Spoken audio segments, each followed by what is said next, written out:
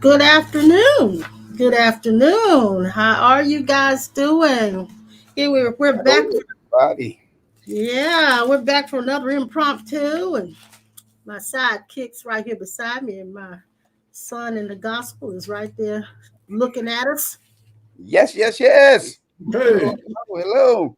And all is well in Sawyerville, all is well in Armstrongville. So we're here to just have another great conversation. Hey Connie, I'm glad you're here. You're the early bird tonight today, and you must be hungry. Connie is always hungry. And Sandra, hey sweetheart. Hey Keely, I hope you're having a good day.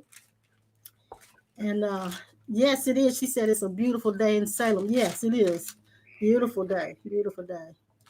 So we're here. Hey Tiffany, I'm glad you're in here, darling. I'm glad you came to see us today. So I don't know what we're talking about today, but we're going to be talking about something good. I know that. I don't know nothing else. I know that. okay. and I got to start y'all. I can start y'all right quick. you can start us off right quick. Well, go ahead. Go ahead. Here is my discovery. And here is what has been allowed to be revealed in its fullness of potential and the coming forth of the full impact of recognizing essence. And if any of you guys out there have a definition for essence, put it on the screen. We'll work on it. It'll give us something to work with. Well, I do know essence means it's whatever is essential, whatever has to be, whatever is necessary. That is essence. Okay. Jesus made a statement in the book. I'm going to go over here to John 3. You know him, you know, and all that stuff. I'm going to use that. I don't have to, but I'm going to You're going to use that. Mm-hmm. Well, good.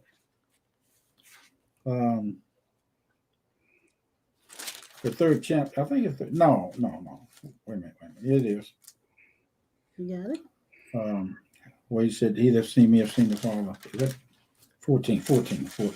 Okay, hold on. You said you were ready. I am ready. Just hold on. Okay. I want you to take your time. I am. Okay. Here's the essence. The fullness of essence. I'm going to start it here. Jesus says unto them, I am the way, the truth, and the life. No man cometh unto me.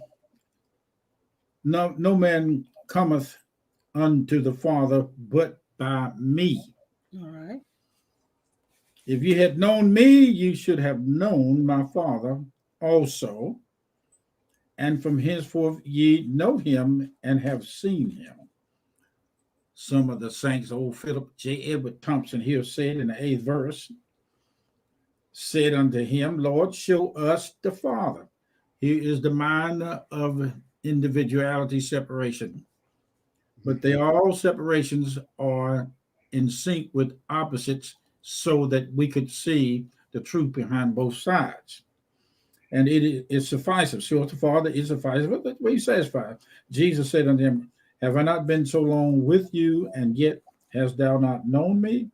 Philip, he that have seen me have seen the Father. And how sayest thou then, show us the Father? Believest thou this, or believest thou not, that I am in the Father, and the Father in me?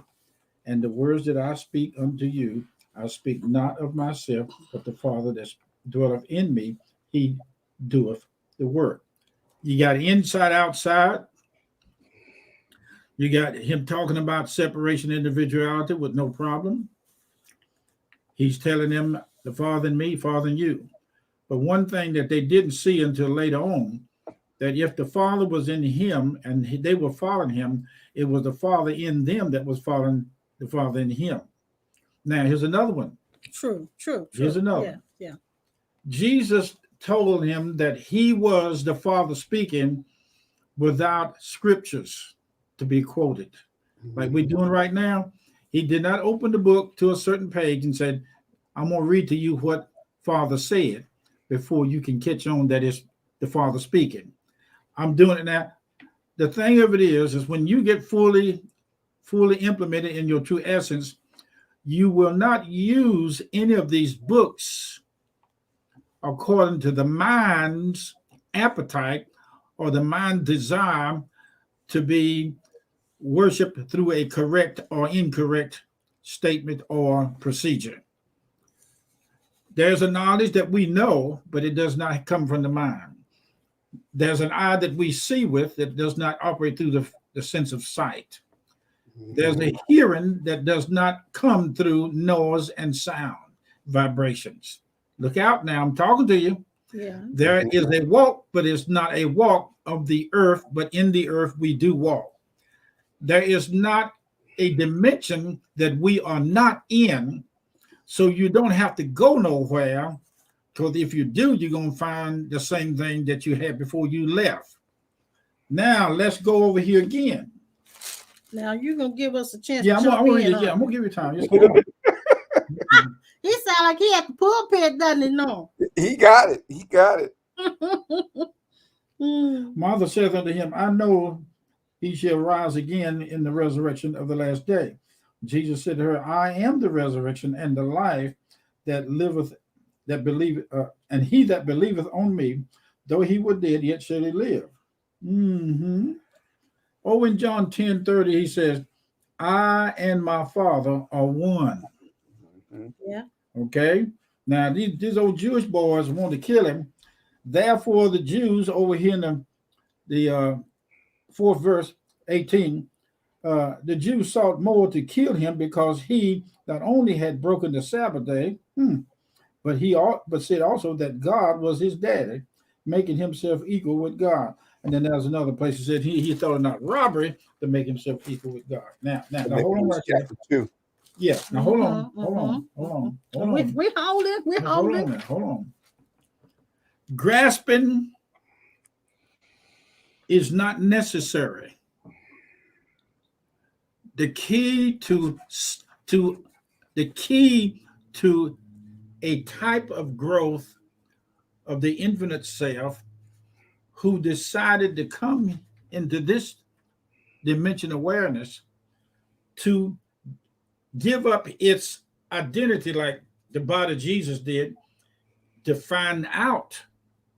Let me share it like this.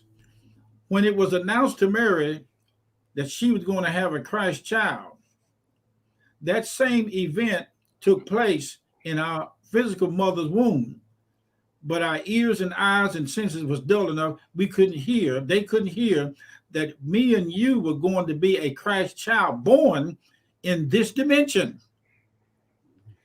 We were born, and it was announced in the spirit world, like Gabriel appeared.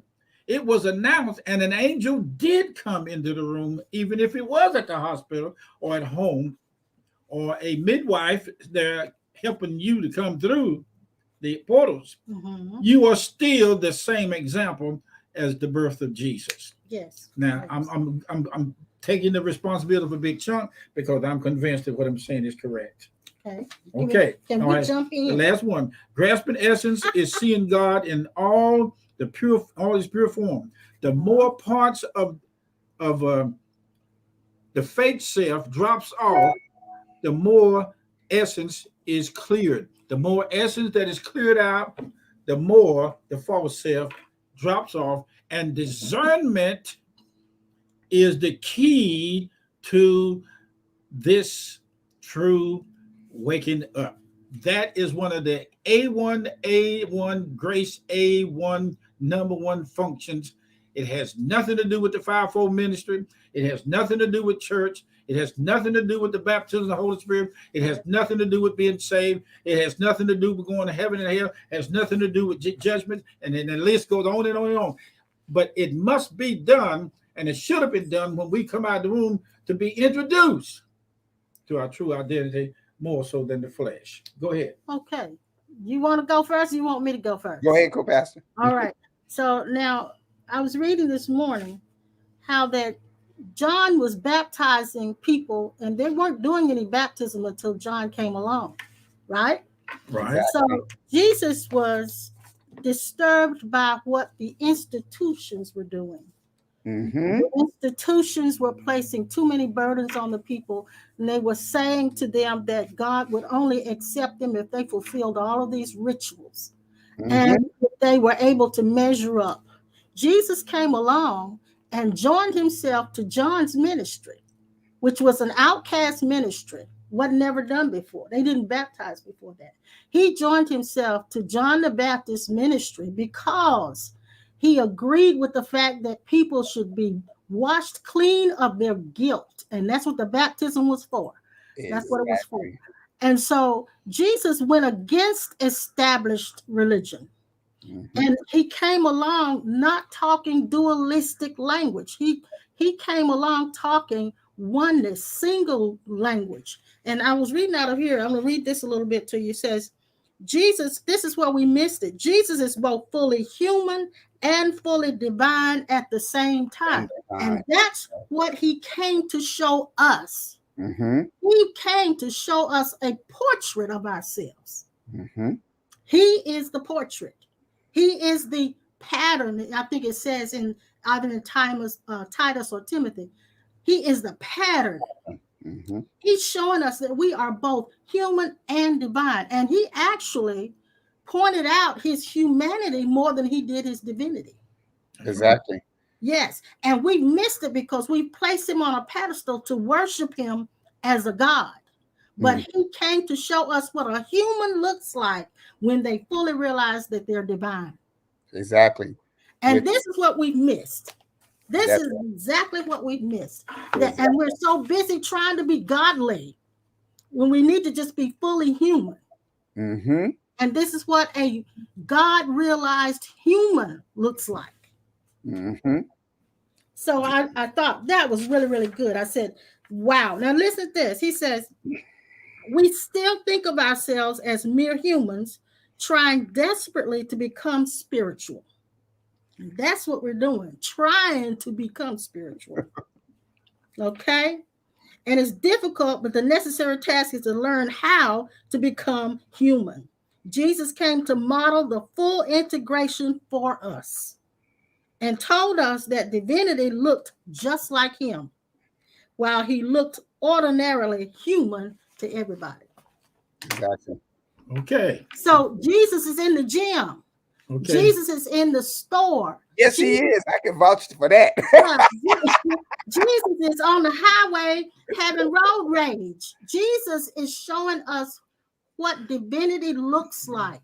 But there are so many of us who haven't had that realization. You know, it's like when we were little bitty kids, you know, sometimes when little kids, they don't know the difference in gender. Exactly. Most of us, we push that off on them, but they don't really know what gender is. And so I remember my nephew when he was real tiny, real little. He looked at my sister and she was taking baths with him because he was so small. And he was at that point where he could talk a little bit. And she said she knew this was the time to cut those baths off when he said this. He said, "You don't have a winky. Did you break it?" Oh, Lord. So in his mind, everybody was built like him. He didn't know gender. Mm-hmm. He didn't know any gender. And at that moment, he was having a realization. Mm-hmm. Mm-hmm. Exactly. It was a realization that he was different from mom. He's different from the women. He's different. There was a difference. And so that realization is what we have mostly have not had. We have not had the realization of being that divine self. Exactly. And that essential self that you're saying, that essence. When we have that realization, we can hear it all day long. But until we have that realization, like my nephew had that realization, it's kind of just, it's words that we embrace, but it isn't an experience. Exactly. And so we still don't see through the truth. We see through the lens of how we have perceived everything. Yeah. I hope that makes sense. I hope that makes sense. That made a whole lot of sense.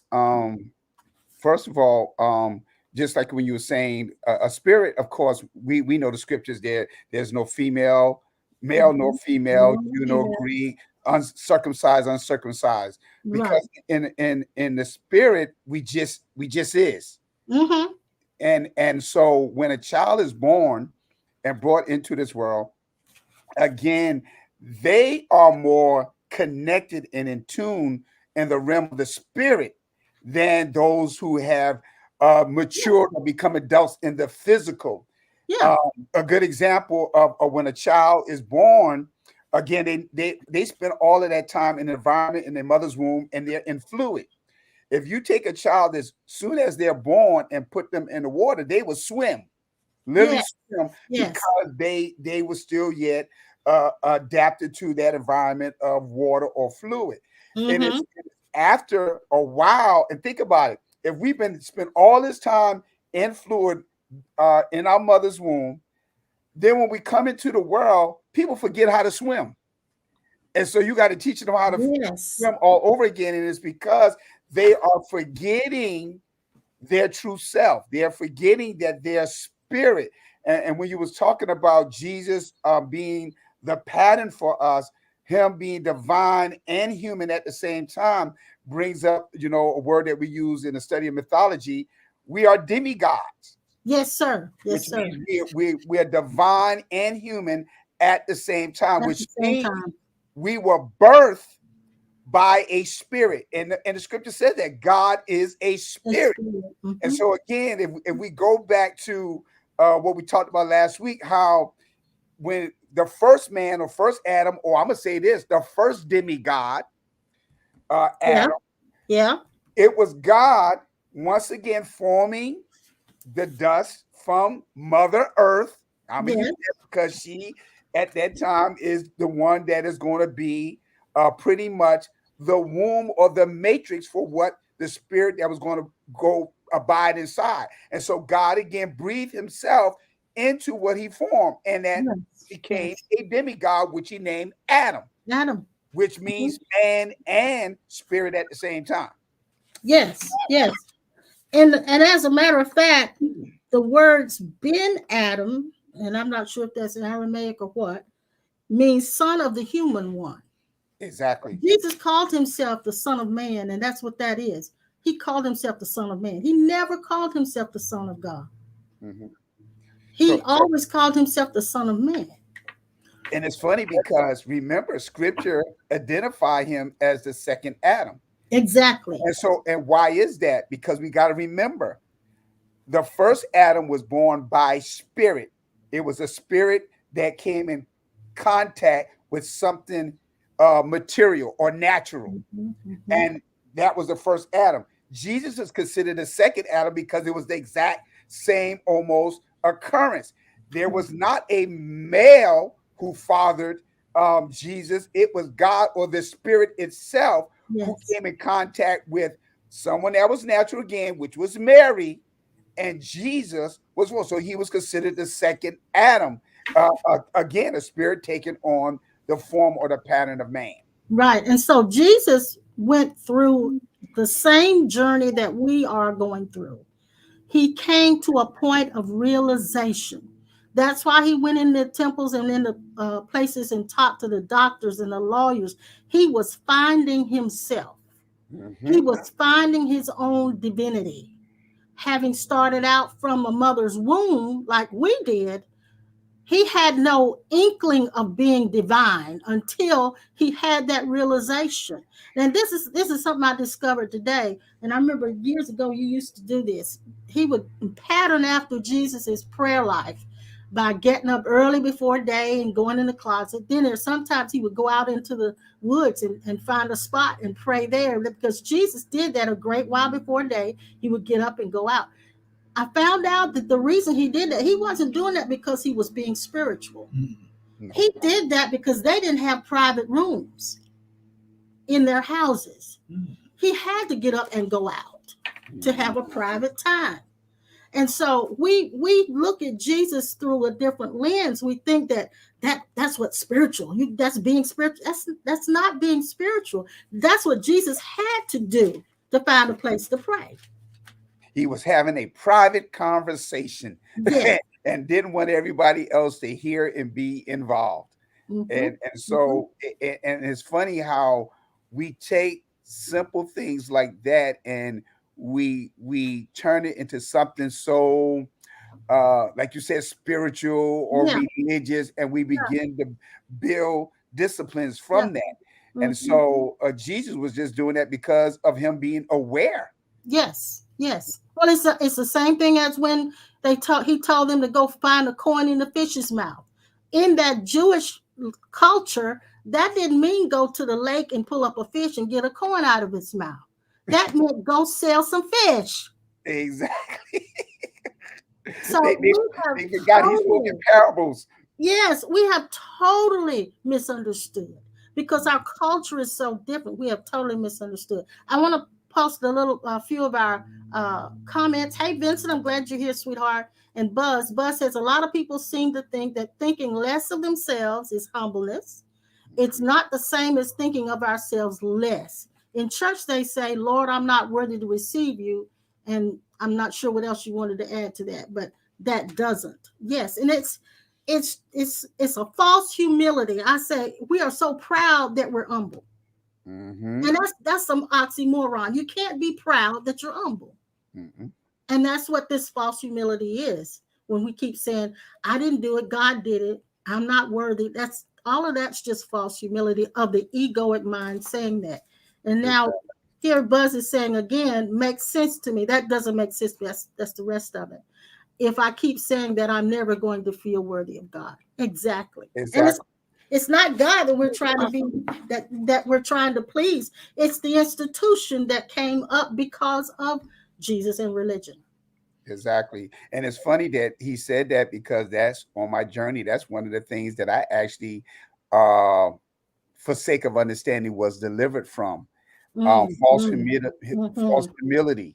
Um, mhm. put myself in positions of I'm thinking I'm being humble, but all actuality, I realized I was not being my true self, and so that was false Exactly.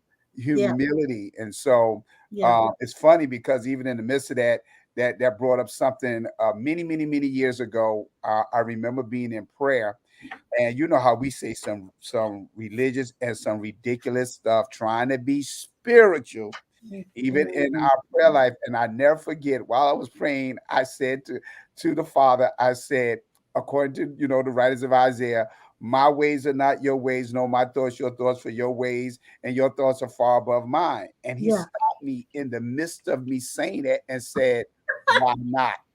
Uh-huh. I mean, literally, I heard it loud and clear. He asked me the question, why not? Why aren't your ways my ways, and why your thoughts are not my thoughts? Yes. I mean, out of nowhere, and I'm gonna be honest, on this broadcast, it freaked me out. It freaked me out. I'm like, what do you mean? And people maybe laugh, but that's actually how I talk to God, just like I'm talking right now. I'm like, what Yeah. do you And mean? that's the way it's supposed to be. Yeah. And that's when I started becoming more aware and coming on this journey of understanding who I really was. Yeah. And so Yeah. he was telling me that you're not being your true self if you're not thinking like me and you're not Mhm, walking in my ways. We're mhm. one. Exactly, exactly. So we have this whole misconception of what Jesus was about, and we have tried our best to be spiritual. We say in church to be like Jesus. We even have a song, "I want to be like Jesus." And there is no way to be like Jesus because Jesus was showing us that we are the same as him already, but Exactly. we don't know it. We're like my little nephew who didn't know the difference in male and female gender. And so when you have that awakening moment and you actually see that, okay, God is not far away, God is right here where I am, and whatever I am made of inside this body is what God is. It is not something separate and apart or different from God. Like you said, born of God means I came out of God. I Mhm. am the same essence. God cannot have a son or a daughter or a child or anything that is not of its own essence. And so it is important that we have these sessions like this so people can just have a glimpse of who they are, what they are. Go ahead, Now, fill us in. Fill us in. Essence is the honeycomb and the honey together. When we go after essence,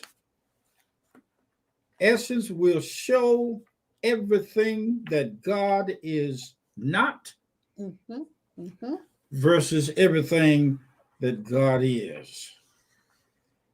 It will show all. Now, listen to me. You don't have to keep doing it. It will show all forgiveness that we do and see and is doing without a struggle. Essence reveals that we are the forgivers and the givers. Yes. And the impartation of essence waking up in others. Every time we pass somebody on the street, in the store, in the car, essence reaches out and grabs the other one. Yes, it does. And empower Yes, it for more awareness of forgiveness. Yes, it does. Get out of the way, essence moves it. Step in the way, essence put it back. Say yes in a conversation or no in a conversation. Essence cannot and will not depart from the essence of the universe. It cannot go anywhere because it is it everywhere. Yes, yes. Okay. So now this what we're talking about is opposite of what we have pushed in religious settings. I'm tired of pushing. I ain't pushing them. I quit. Right. And so we have kind of, well, let me read this. We've been forced to pretend, to repress, to deny, and become a hypocrite because nothing human will ever be perfect enough, worthy enough, or pure enough. We know that our humanity has its own flaws. So we must go to where there are no flaws in us. But that doesn't mean that there won't be times when you as your higher self will correct your own humanity. And I'm going to try to say this if I can. We have pushed living right in church. Gotta live right. That simply means don't have sex, don't smoke and drink, don't party, don't lie, don't talk about people, even though you do behind closed doors. But those the list goes on. It's don't do this, don't do this, don't do that. And it's forced people to hide their humanity behind doors and to be, what do I want to call it, to slide around trying to cover what their humanity is doing. But it's never been a true morality coming up from spirit, like what you said about when you were saying that about his words are higher than mine, his thoughts are higher than mine. And then what did he say after that? He said, why not? Why not? The reason you heard why not was your higher self, your essential self, your God self inside of your humanity spoke up because your heart has turned toward truth. You want truth before you want success. You want truth before you want money. You want truth above all things. And so it spoke to you. It spoke to your humanity, your mind, your human mind received a revelation. Exactly. And it came not from God separate and apart from you. It came from the Father, the essence that God is right there in you as your higher self. Yes. Yes.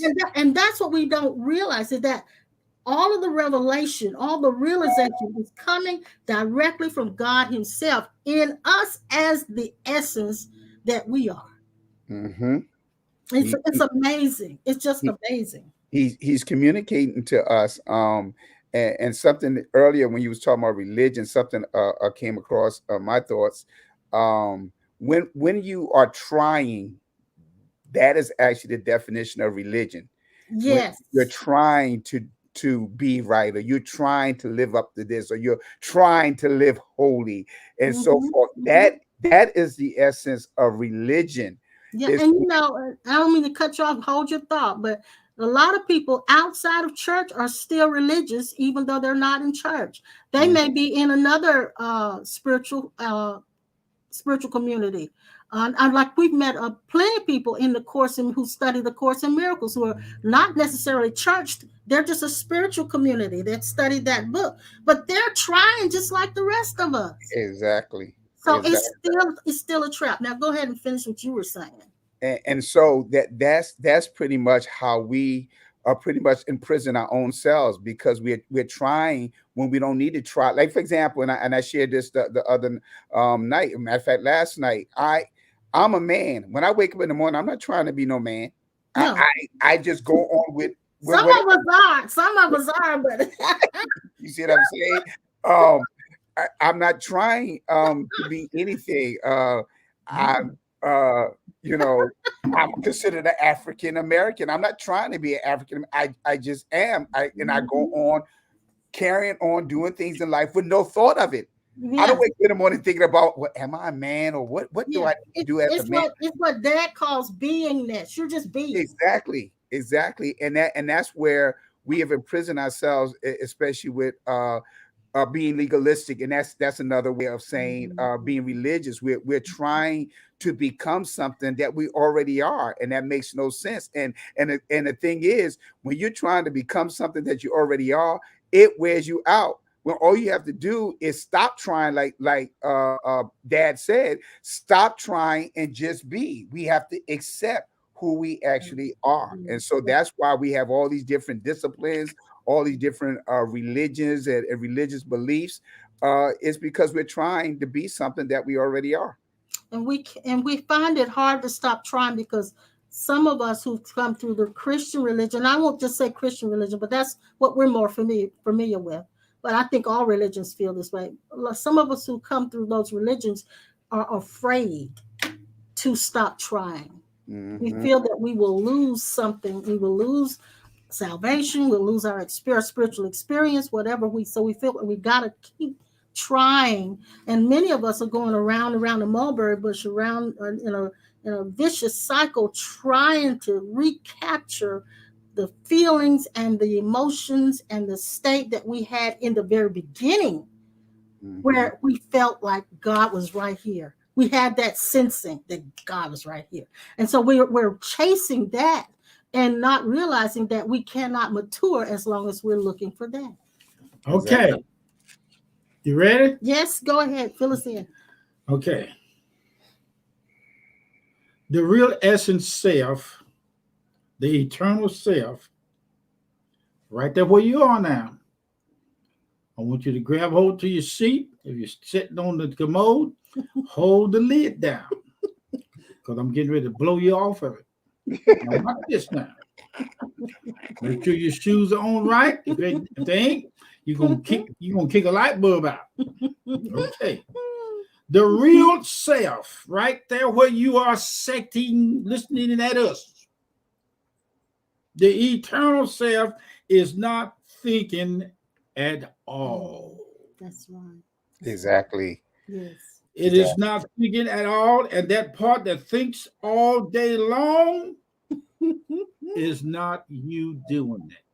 It's the machine. It's the mechanism. Yeah. Now, if you want to find out who you really are, just listen to what I just told you. Yes. If there is a part of you that's thinking, there definitely must be one that is not. Now, you are the observer of both sides. Let's go. We came here knowing that this part of us would be a test in the thinking world.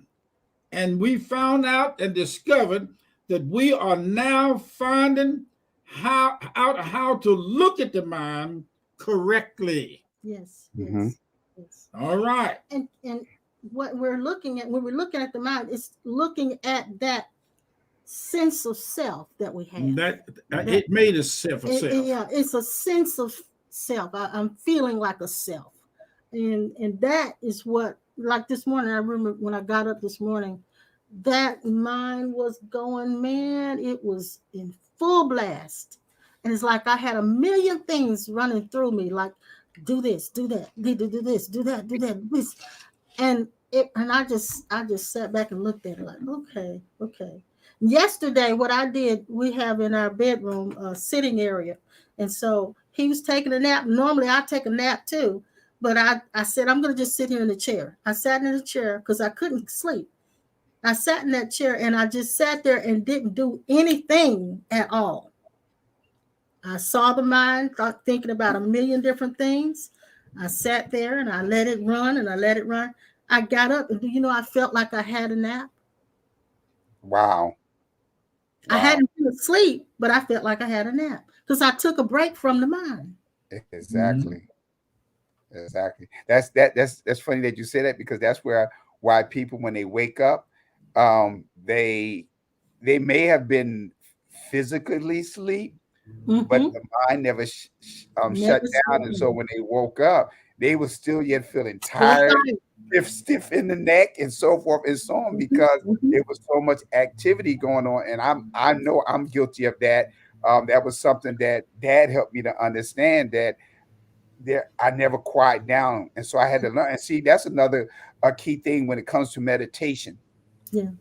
You're taking truly control of the mind and shutting it down. And so that's You're that's, trying to anyway. yeah, at least try it, yes. But it brings you to a place of peace. It feels so great when you come out of it, and so forth. And so, but yeah, that's what's happening. A lot of people are not shutting down upstairs. And I wanted to add to this because I know when we talk about meditation, I appreciate Dad so much because he adds, he gives us the mystic language that we need to hear. But when in meditation, I'm finding out, and it took me a while to realize this, that our Western culture is all about go Hmm. get it. And so even in our meditation, when we decide we want to meditate, we're like, I'm gonna shut this mind down. We're still in go get it mode. And so it took me a while to realize that just sitting, and remember the scripture says, be still and know. That's Mhm. all. Just be still and know. And so when you sit, be still and know. Don't try to do anything. If the mind is running, let it run. If you're feeling restless, let it be restless. If you're not, if you're feeling bored, let it be bored. Whatever is going on, let it be, and just be still. And that alone is it's not control of the mind, but it's detaching from the mind to the point that you're no longer in its rat race.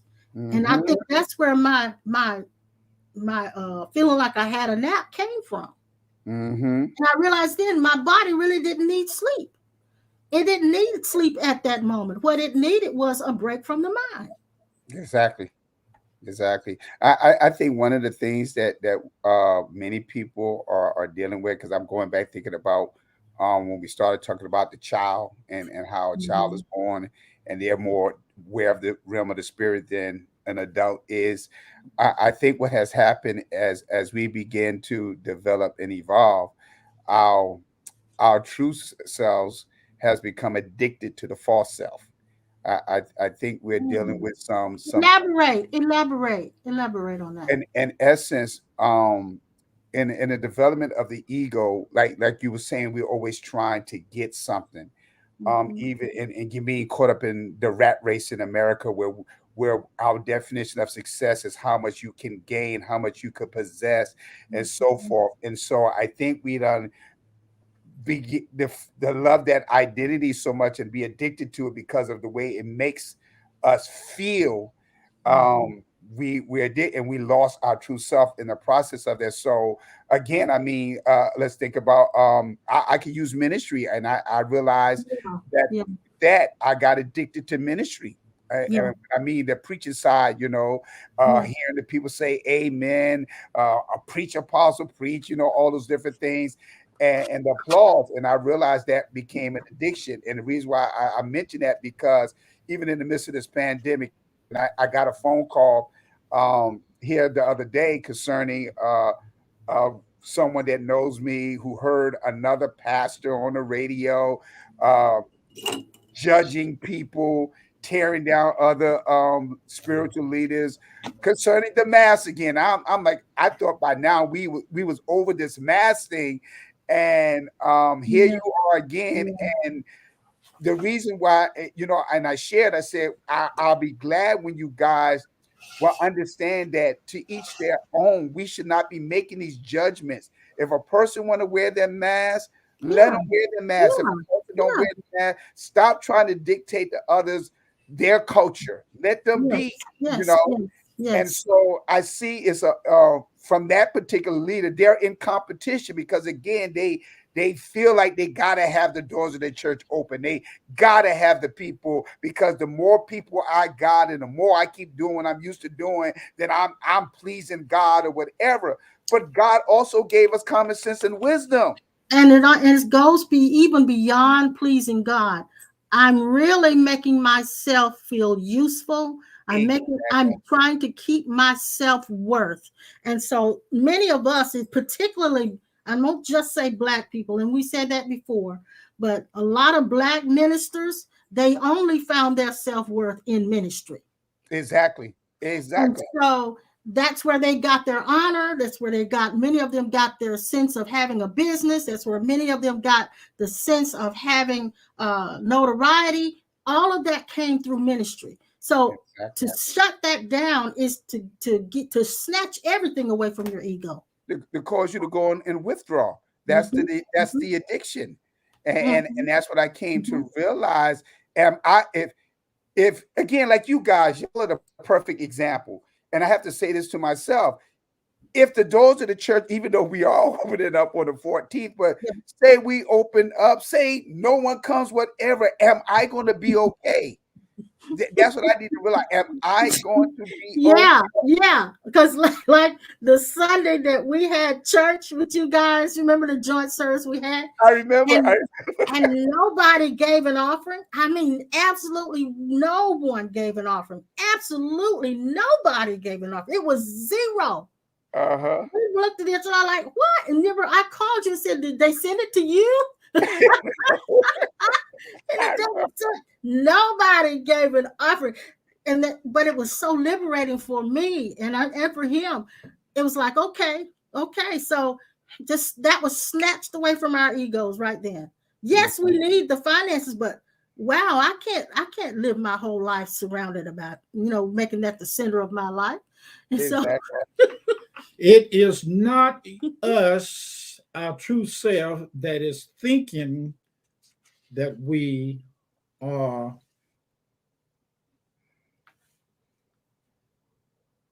the false self. right, Right. right, I'm right. stop right there, make it clear.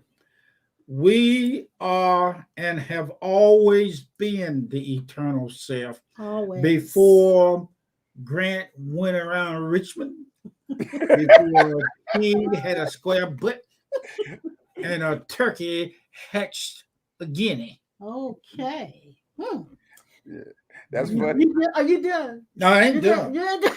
I You looked don't on need to come back. television. I looked on YouTube and saw how the factories kill all them chickens. Oh my God! It make you want to pray for the The chicken. next time I go to the restaurant, I did. I tried it. I do it in front of my house. It says about chicken, running down the street in the hood. Yeah, poor chicken. Poor chicken don't know that them boys are clip him in the hood. And watch this. Let me watch this. I said, let us pause for a minute Of silence. in silence to give our He respect did this to literally the chicken. to some guys who were cutting trees in our yard, and they all stopped and had a moment of They silence. took their hat off. I said, y'all just as crazy as the chicken. I said, y'all just crazy as the chicken and the duck and the rooster. Ooh, that is funny. That is funny. That's funny. Baby Jesus, help my baby children, Oh, Jesus. Have God. mercy on your soul. Praise the Lord for Abraham, Isaac, Jacob, Moses, who tripped in the Oh, Red my Sea, Lord. picked himself up, and started a flood. Now, Okay. But But- Bob, So, can I say something? so what Dad does a lot of times when we're talking, you and I, we could go on and on with the no, you can't. conversation No, you can't. and cover so many different things, but Dad pulls us back because he goes into what I call declaration mode. Duck it, man. Uh-huh. declaration is not. They're statements of truth about us. Mm-hmm. Statements of truth about us. That's different from an affirmation, because an affirmation is a statement of what the mind wants to be. Exactly. And Exactly. that's totally different. That's Totally different. that's Not making exactly. affirmations of what the mind wants to be. It's declarations of what we truly are. You and us, we are the lustices. Mhm. We are the lustices. Lustlessness. The lustiness of the spirit. The lust of the spirit, or the fruits of the spirit, is the lust of love. Oh, yes. I got to love you, baby, because I know my true self. I got Exactly. to speak to you by presence because I am the presence of God. I got to speak to you by sight because I can see God in you. Ah, glory. I got to shake hands with you because the God is the body that we body ourselves in. We are the body of Christ. I got to touch God, and I got to see God in you. And the more I see God in you, the more essence perceives discernment. I'm having one. Can you see? You often say this. You often say this to say the most ridiculous thing about yourself that you can say, and that is say the same thing about yourself that you would say about God. Mm-hmm. I'm telling my dog, I said, "Puppy, you ugly." She'll pay attention. Because I said, "You look like a rooster." And you know why? There's no mind there to be offended. That's right. Exactly. I could call my dog. I could call my dog a whore, and it wouldn't be It won't phase her. I don't know that. She might bite me because she's a good girl, you know. But I do know one thing. If there's no mind there to be offended, to grab it and be offended, there's no way for them to be offended. Now, so what gets offended in us is our minds. Listen to this. And so that means that, again, that brings us back to being conditioned. Mm-hmm. We've been conditioned to react a certain way, especially what we hear. Like, for example, give a good example. The young man, I think I shared this the other night or Sunday, of course, about this rap concert that went bad. Yeah. 8 people who died in the midst of it. And the Astro World thing. Astro World, of course, immediately when I heard the name of the festival, I was like, So I also got a revelation concerning that. But anyway, my wife was showing me Sunday before we got on our broadcast, a young man on Facebook who actually was at the concert. Okay. And he was stating that it was one of the most, he used the word literally, he said, I felt like I was in hell because of all the things that was happening. Now, he's a big fan of this rapper and everything. He's a rapper himself. And so for him to say that, now the thing was, as he was sharing what he experienced, of course, he was using some very colorful language. Mm-hmm. Now, for someone else, that would have been so offensive. Yeah. So offensive. Oh, they would have said this. But he's sharing his experience the best way in the language that he's accustomed to sharing. And so I listened to, and I wasn't offended at all by his language and so forth and so on. I clearly understood the point that he was trying to make and asking parents after what he experienced. He was giving the advice to parents, please don't send your children to none of these type of concerts or gatherings ever again, because he saw things that he thought he would never have seen being there. And so the reason why I'm sharing that is because, again, we've been conditioned to react. Someone else would have been like, oh my God, turn that off. He just cussing. Whereas I understood everything he was saying. Yeah. And so we can ever get to the place where we stop allowing ourselves to be so easily offended. Mm-hmm. And just allow a person to again, like you said, Bishop, be who they are. Yes. With no judgments and so forth. And I think if we could get to that place of no judgment, then we would see the manifestation of love like never before. Yeah, that's the first premise. We've got to know that God is unconditional love. And if we don't hang everything on that, we have missed it, because we have preached so much judgment and had so many opinions. And like you said, what would it have been in us that would have gotten offended by that language? It would have had to be our religious conditioning. Exactly. That's what they got upset with Jesus for hanging with the drunkards and the gluttons. Mm-hmm. Because he was not offended by them.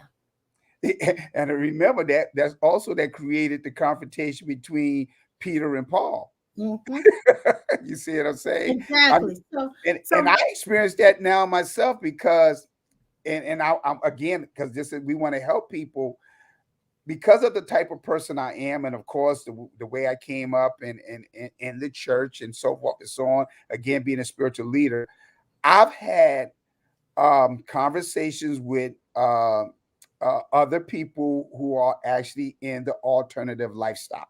Yeah. All right. Yeah. And what really shocked me is when they say to me, "You do know I'm this, or you do know I'm in this. Why are you here? Why are you talking to me?" It shocks them to know that me being quote unquote a preacher in the Christian world, that I would actually talk to them and have a conversation with them, not judge them and send them to hell. Yeah, they expect Jesus didn't do that either.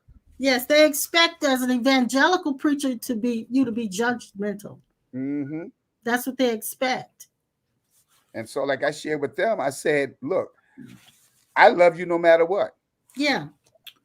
You know what? It may not be for me, but I love you no matter what. No judgment. Exactly. And I want to get past, I've often said I love them. I see them as the same. I want to get past seeing them, trying to see them as the same as us. Exactly. And you hear people say this who, for instance, they'll say, "I don't see color." Well, now that might sound okay. Sounds false humility. But when you really accepting the other person, you should see their color, and their color should make a difference. Mm-hmm. Oh, I'm glad you said that, because it would be an amazing thing, and I just shared this week that we need to learn how to celebrate different. Exactly. I believe that is one of the reasons why we are constantly at war with one another, because we so desperately want someone else to be just like us or be like our group or our community or our company of people. And that all across the board, we are different, and we need to learn how to celebrate that. Celebrate the difference. And not only that, it goes even further into like, for instance, we often celebrate a person when they say they've got their doctorates, or they've gotten some high position. We don't celebrate the person that got their job at McDonald's. Exactly. They're working. Hey, we should celebrate that. It's so funny that you said that, because I'm gonna be honest with y'all. I'm gonna say something, and I thought about it earlier when you made the mention concerning that Sunday when no one sent the offerings and so forth. This past weekend, I woke up and I made this statement, and I made this statement, and this is going to shock a lot of people on this broadcast, but I made a statement because of all this rat race that we are in, trying to achieve success and look a certain way in the eyes of the people. I said, I literally said this: I'm so sick of money. I literally, and I couldn't believe I said it. I said, I'm so sick of money, because it's like everything that we do is about trying to get more money, to get this. We can't be happy unless we got money. We can't go and enjoy ourselves unless we got money. And I said, I'm so sick of money being the focus of everything. I know that's what you mean. That's what you mean. It's not money you're sick of, but it's our obsession with money. Exactly. But since y'all don't want it, I'm going to find out right now. I knew you were going to say that. I knew you were going to say that, but I made a statement. But I understand fully what you're saying, and what all you're saying is you've had your ego uncovered to a degree where you're actually realizing that your life had been centered around the wrong things. And now you are adjusting, you are shifting your paradigm. You're shifting it. And I often say this, that a person hasn't really gotten free of the egoic mind if they treat the janitor different than they do the city official. Mm-hmm. When we talk to the janitor, do we say to have the same voice that we do when we talk to the city official? Mm-hmm. We switch up. Mm-hmm. And so that means we see certain ones as more important. Exactly. And when we do that, we are really we're name dropping. I know this person, I've got their number, da da da da da, all this stuff. That's just egoic thinking. All Mm-hmm. of that is egoic thinking. And And, so when you set out on the road of loving truth, your whole central your center changes, it shifts. mm-hmm. It shifts. And you said the lustiness, Mhm. the lust of spirit is different from the lust of the eye and the lust of the mind. Yeah. Okay. I noticed that again, and co-pastor, you pegged this today about the rat race. Everybody is trying to become a celebrity. That's what everybody is trying to become, because, and we hear this even in the church world, and I've heard it, and I'm guilty. I preached it before, and now I see. I regret even saying it, because I got caught up into that norm. But we talk about being around people. Again, we make the statement: you want to be around people that celebrate you and not tolerate you. Yes, yes, yes, yes. So that's what everybody, the celebrity status, we want to be celebrated. We want people to applaud us. We want people to literally worship us.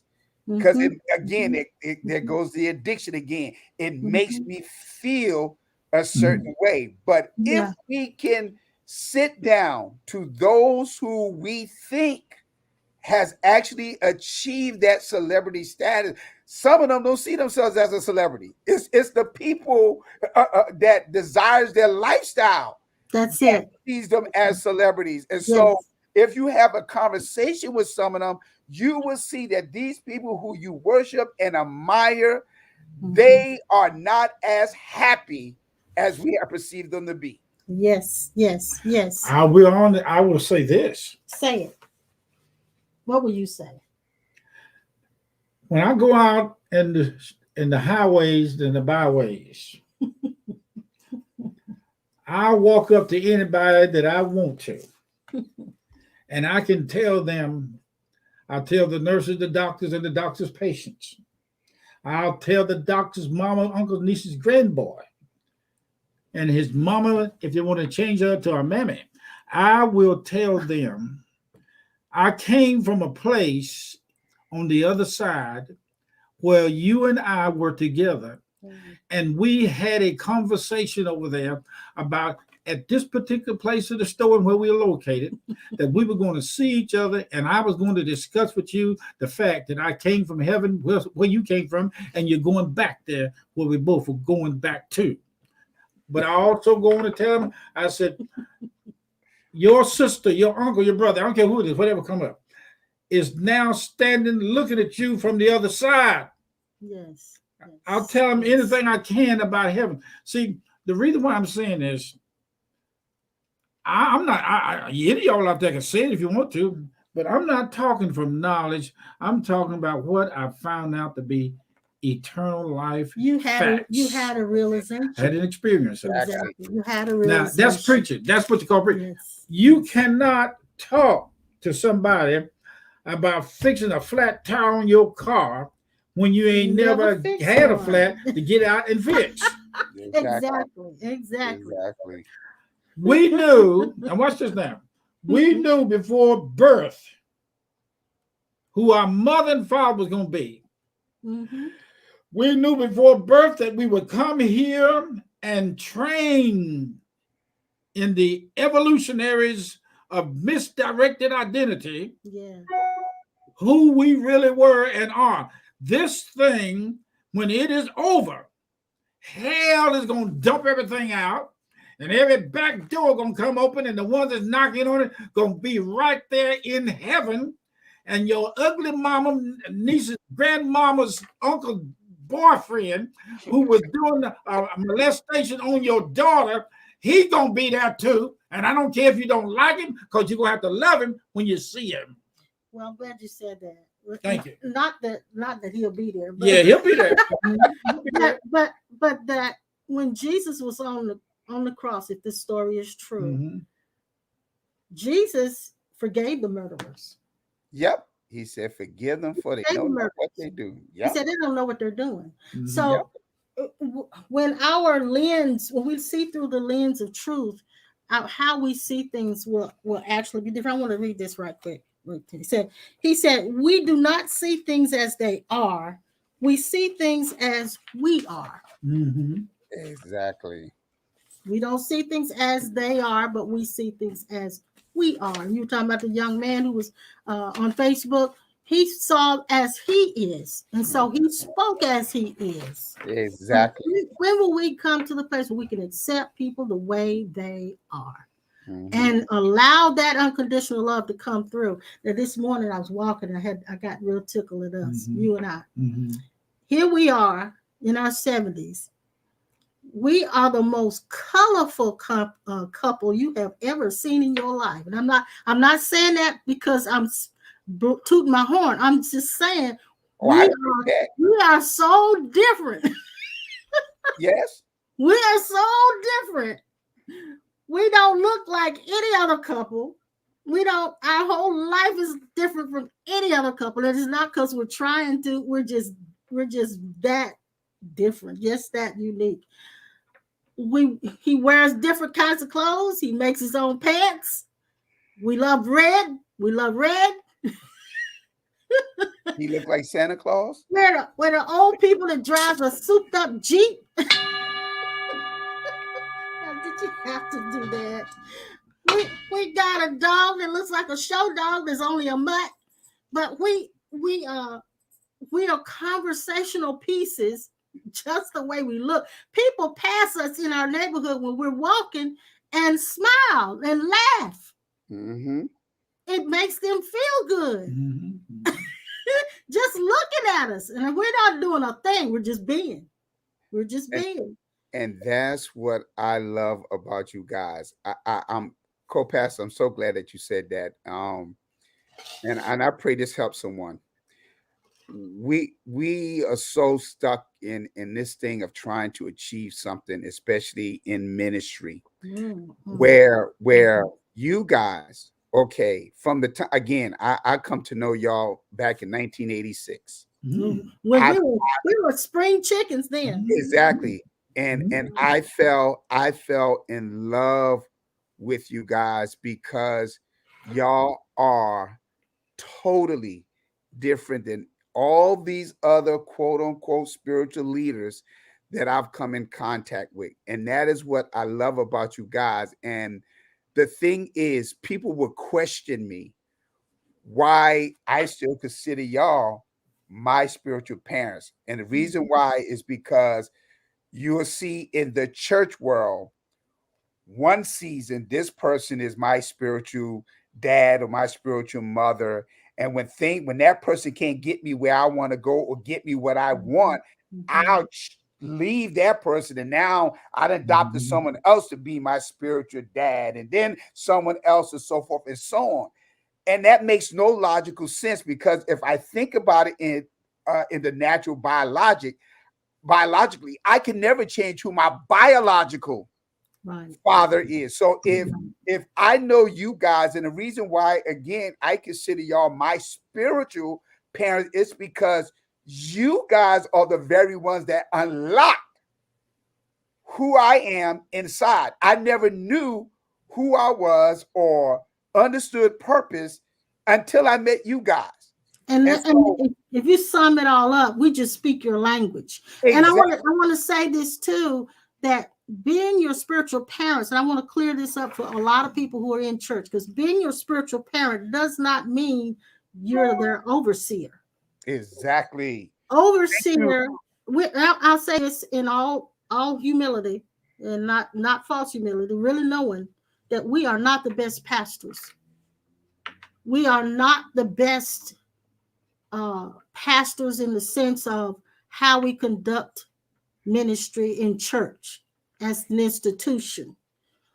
We are simply ministers that have been thrust into the position of pastor. So when an overseer, when there's an overseer, that overseer, he's overseeing your institution. Exactly. We may not be that, but we are your spiritual parents. That will never change. Your direction that you take your church in has really not a whole lot to do with what we do personally with you. Exactly. You may decide to do something different with the institution than what we did with our institution. So I don't want to confine you to that. And I don't want to confine us to that, because the relationship that we have with you is totally beyond that. So Exactly. an overseer, somebody comes in and corrects your institution. Exactly. And that's why I brought that point up, because I want people to understand. Again, you talk about y'all being most colorful 70-year-old, whatever, and so forth and so on. That's the point I'm trying to make.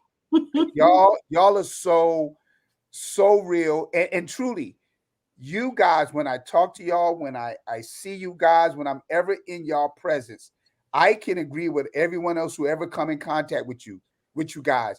Y'all make us feel so good. And at the same time, because you remember, Laverne, myself, Carla, even my ex, we used to hang out at y'all house. That's So right, you y'all did. made us feel special.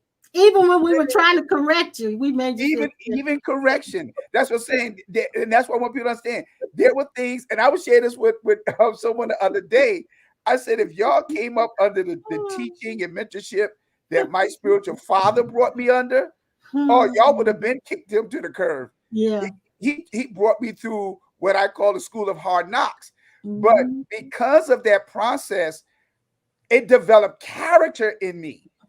And that's what I want people to understand. And so, again, you guys, in spite of what the world says, in spite of what the church world say, because they may see you guys as failures. Y'all gave up y'all church building Yeah. and all of that. But again, that is not the definition of success. Mhm. That's what people don't understand. And it bothers me now, and I'm on my soapbox right now. It bothers me because we profess that we're exemplifying Christ, but because I'm not a mega preacher, I can say word for word the exact same thing you are saying.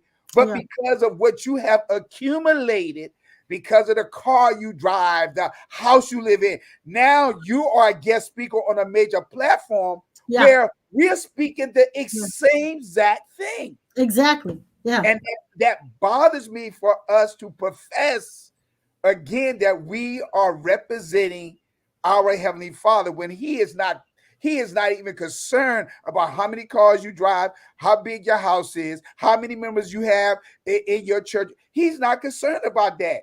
What he's Or concerned how many about is, do you realize we won? Yeah, or how many conferences you've been invited to speak in and all that stuff.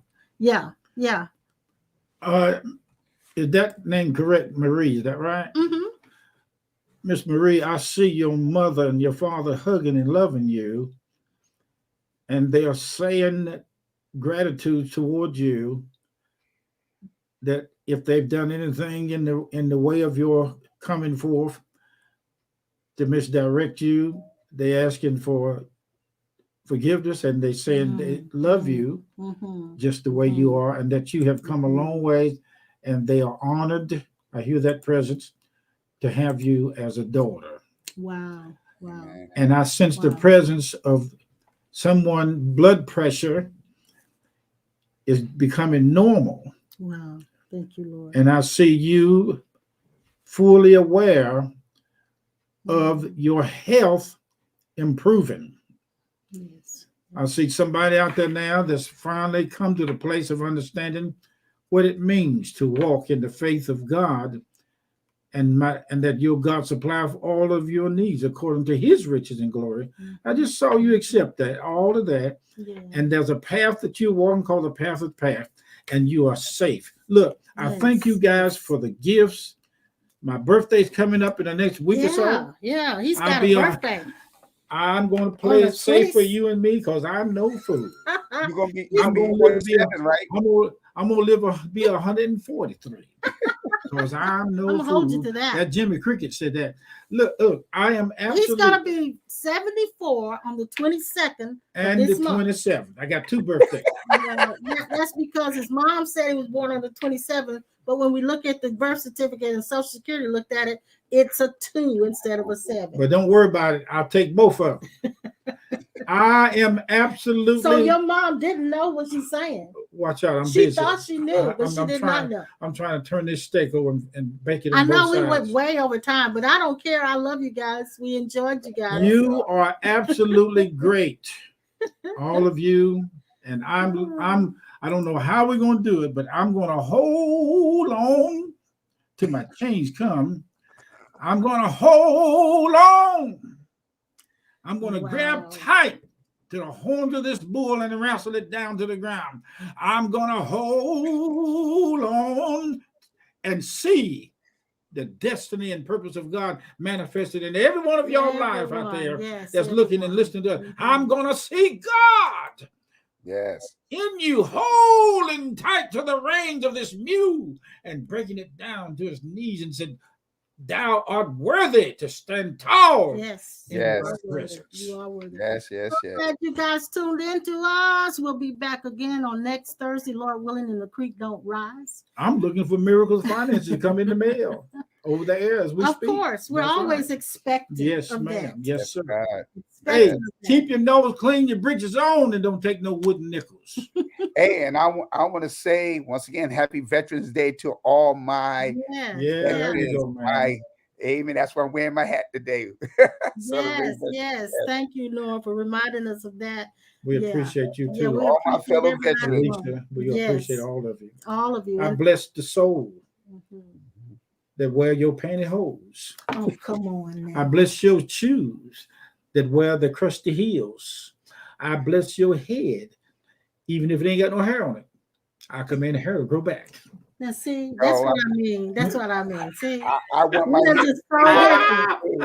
I love being bald. I got a feeling nothing growing out of my head. I got a feeling. I'm gonna turn this off before he gets any crazier, and you get to see how crazy he actually is. Anyway, I love it. I love you. We love you guys. We'll see you on Sunday. Love y'all. Hallelujah. Hey, y'all day. Bye. See you in the soup. Okay.